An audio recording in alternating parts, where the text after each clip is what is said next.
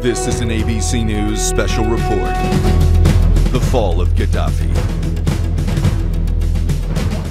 Good morning, and we are interrupting Good Morning America here on the East Coast, your regular program on the West Coast, because we have learned reports from Libya that Moammar Gadhafi, the leader of Libya for more than 40 years, has been killed by rebel forces. That report is coming from the leader of the military council for the rebels, the National Transition Council. He said that Gaddafi was captured and shot in Sirte, his hometown. Rebels, of course, have been pursuing him there for several months. We want to get the latest now from Jeffrey Kaufman in London.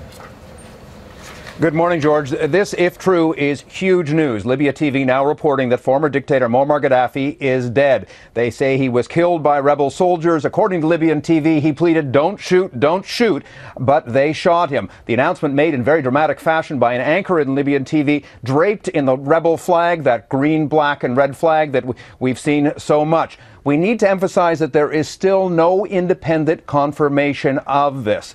There is celebration, though, underway across Libya. An official with the interim rebel government told Al Jazeera that Gaddafi was shot in both legs. They now say that he died of those wounds, and they are going to make an official statement in a matter of hours. We still have to emphasize that there's no independent confirmation of this. We do know that this morning anti-Gaddafi rebels finally took control of Gaddafi's hometown of Sirte, the last loyalist holdout, and that means the rebels now control the entire country.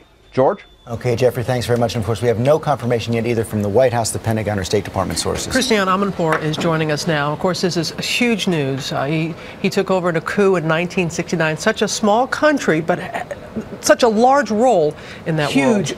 He has been the global villain for so long now. You know, he's been accused of so many things, Pan Am 103, all these issues that had such close connection with the United States. Obviously, he sort of came in from the cold a few years ago, but the minute this Arab Spring started, and Libya was really the second or third after Tunisia and Egypt, the world really decided enough is enough. This unprecedented no-fly zone that the United States put up along with its NATO allies, helping the National Transitional Council, the Libyan rebels, to get rid of this man, now that so many of the people in Libya had risen up. And I talked to him, of course, last February. It was so clear when you talked to him several months ago that he didn't really know what was happening to him. You know, none of these people do. When they have been cocooned and people have told them yes all their lives, they really don't know what's going on. I've seen that over and over again in revolutions and upheavals such as this. But he really did not want to know what was going on. If you remember, the minute the people started to rise up in the streets, he called them cockroaches. We're going to come after you.